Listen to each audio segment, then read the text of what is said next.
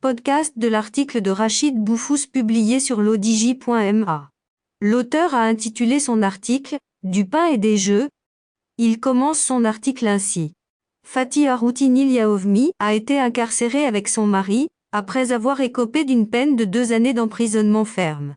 Leur crime, la nana s'est filmée avec l'aide de son mari en train de déféquer dans sa salle de bain et avoir publié cela sur les réseaux sociaux. Ça fait cher le caca en public? Je ne dis pas que le fait déféquer en public soit une chose à encourager. Bien au contraire.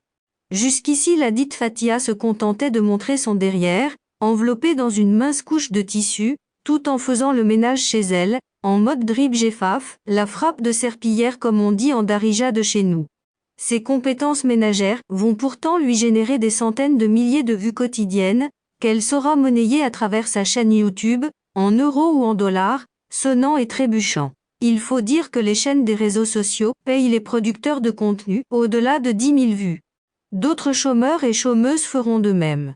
Melouli, Nada Assi et sa mère Riouda, Mouldalaa, Minaïma, Moulkaskita, Nizar Sbiti l'évadé du 36, CHGUEH, Niba le multirécidiviste édenté, l'inénarrable Kaïda Gita et d'autres à l'étranger, originaires du même bled, Sofia Taloni, Sari Koul, le dingue de Suède et des dizaines d'autres, qui ont trouvé dans les rémunérations offertes par les chaînes internet, un vrai métier pour produire du contenu ultra stupide, que beaucoup ici nomment Tafaha, et pourtant suivi par des millions de gens, jeunes et moins jeunes, quotidiennement. Et vas-y que je t'insulte, que je t'invective, que je monte de fausses querelles pour augmenter l'audience et de ce fait, faire engranger plus de fric via ce qui s'appelle l'AdSense ou la rémunération de contenu. L'auteur poursuit son article ainsi. À côté de ces énergumènes, il y a les professionnels de l'insulte, le médecin militaire qui a fui dans les pays du Nord et qui invective les autorités locales, habillé de son uniforme militaire, ou l'ancien terroriste Agib, qui, réfugié en Allemagne, assène quotidiennement des insanités innommables sur notre pays et sur ses dirigeants. Il y a aussi Zakaria Moumni, le sportif est conduit et qui menace l'État de lui donner 6 millions d'euros pour créer son club de gym à Paris, sinon il va attaquer tout le Maroc en justice à Paris. Il a fini par se réfugier au Canada. Il y a aussi cet ancien caïd d'arrondissement à Fès, qui a créé une chaîne à l'étranger dans le même but. Sans parler du soldat Hadib, qui insulte plus vite que son ombre tous les galonnés du pays. Il y a aussi le couple Benani, qui s'était réfugié un moment au sud-est asiatique et qui passe son temps à insulter tout ce qui bouge dans le bled. Avec un seul et même objectif pour tous ces gens, se donner une audience à l'international sur le dos du Maroc. Mais il y a plus sophistiqué que ça, un groupe de journalistes et de droits de l'homiste sur le tard qui, chaque semaine, donne des leçons sur comment le Maroc devrait être dirigé, rien moins que ça.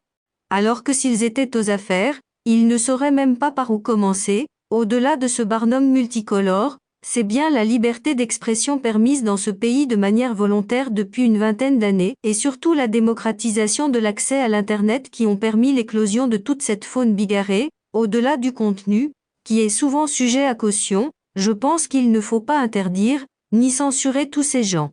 Ça serait leur donner une importance qu'ils n'ont pas malgré l'audience des vues ou des likes, mais qui ne veulent rien dire, dans le fond. Après tout, si les téléspectateurs et autres suiveurs venaient à manquer, ces gens cesseraient tout bonnement d'exister.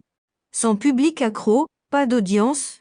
J'entends beaucoup de gens s'offusquer face à toutes ces insanités débitées et regardées par les gens. Pourtant c'est ça la démocratie, la liberté donnée à tout un chacun et chacune d'exprimer ce qui lui passe par la tête. Il n'empêche que la liberté d'expression doit demeurer une valeur cardinale dans notre société. L'auteur précise ainsi. La loi et la justice étant là pour remettre de l'ordre, si quelqu'un s'estime offusqué, même si l'article 72 du Code pénal reste assez vague pour condamner les propos diffamatoires qui viendraient à être prononcés ça et là. Encore faut-il le prouver, ce qui est une autre paire de manches.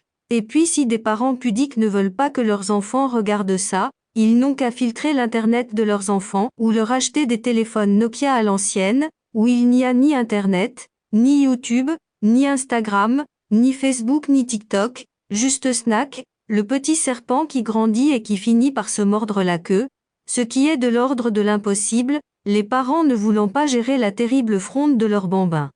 Ils s'offusquent pour la forme, mais finissent par regarder eux-mêmes ces contenus, qu'ils souhaitent pourtant voir censurés. La curiosité humaine est ce qu'elle est, et encore plus chez nous où le Tbergig et l'Adia, ces deux dogmes voyeuristes, sont très bien ancrés. Je suis beaucoup les réseaux.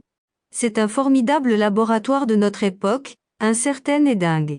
Cela me permet d'apprécier, à travers le nombre de vues générées par ces contenus, l'intérêt des Marocains. On s'offusque souvent sur les âneries présentées sur les chaînes de télévision durant le Ramadan, et qui sont pourtant populaires auprès de nos concitoyens.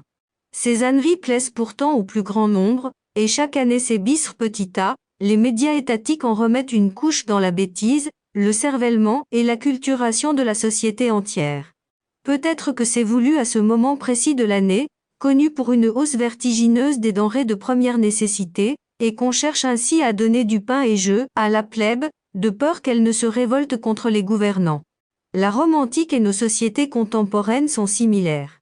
Il faut calmer le bon peuple, quitte à lui donner trop de liberté. On sait pertinemment qu'il ne pourra pas en faire grand-chose, et qu'il finira par subir, sans réagir, tout ce qu'on veut lui inoculer comme hausse, taxes, dictats et autres lavages de cerveau. Ce n'est pas propre à notre pays, c'est partout pareil, avec plus ou moins de sophistication dans la méthode, le discours, les contenus ou les outils de propagande, mais reste que tout n'est pas mauvais dans ces réseaux sociaux et autres chaînes YouTube ou TikTok.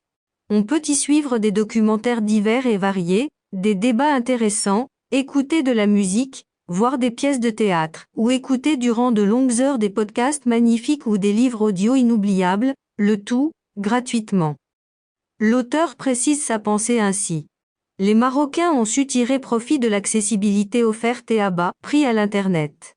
Pour le meilleur mais aussi pour le pire. Mais c'est ainsi pour un pays qui compte 42 millions de lignes téléphoniques accessibles à l'Internet, pour à peine 36 millions d'habitants. On dirait que même les bébés et les morts utilisent l'accès à l'Internet. C'est une formidable avancée pour toute l'humanité que cette affaire de l'Internet. Il a permis l'accès démocratique et gratuit, au savoir, à la connaissance, à la culture, sous toutes leurs formes, grâce à un simple clic ou du bout des empreintes digitales, utiliser l'Internet. Et ce qu'il offre à bon escient, reste un vœu pieux, mais le fait d'exister et être en libre accès est déjà un miracle en soi, surtout dans des pays comme le nôtre où, à une époque, un ministre de l'Intérieur voulait interdire les paraboles et les taxer même, faute d'y être parvenu. La liberté est la première valeur cardinale dans un pays qui se respecte. Beaucoup de pays censurent l'Internet et les applications qui vont avec, comme WhatsApp, Facebook, Instagram, TikTok et d'autres, comme la Chine, l'Iran, l'Algérie, l'Arabie Saoudite, les Émirats, la Corée du Nord et même la Russie, depuis le début de la guerre avec l'Ukraine. Mais jusqu'à quand? Censurer l'Internet, c'est comme essayer de construire un barrage sur l'océan. Tout bonnement impossible, même si on empêche les humains de voir ou d'entendre, on ne pourra pas les empêcher de penser, de rêver ou de parler. Autant faire avec, et laisser tout un chacun ou chacune face à ses responsabilités civiles et civiques. Les Romains avaient très bien compris ce que voulait la plèbe, du pain et des jeux. Le monde actuel perpétue cette tradition romaine. Il cherche à occuper ces populations avec des futilités, afin qu'ils ne réclament pas leurs droits et ne revendiquent rien. Nous ne faisons pas mieux, à moins de prendre le meilleur et détourner les yeux du pire. L'auteur conclut son article ainsi. Un exemple édifiant, la vidéo de la chanteuse Dounia Batma, racontant ses déboires conjugaux, a fait 1,7 million de vues en moins de 24 h, soit l'équivalent de 18% d'utilisateurs d'Instagram au Maroc. En contrepartie, le projet de loi de finances 2023, le sort de la nation, a été discuté au Parlement et vu par à peine 3100 personnes, contre 22 millions de Marocains qui utilisent YouTube, en 4 jours, soit 0,007%.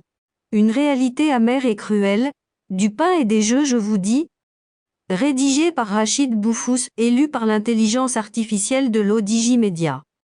N'oubliez pas de télécharger notre application l'ODJ mobile sur Android et iOS et de vous abonner à notre chaîne YouTube l'ODJ TV si vous souhaitez être au courant des dernières actualités, podcasts et émissions télévisées.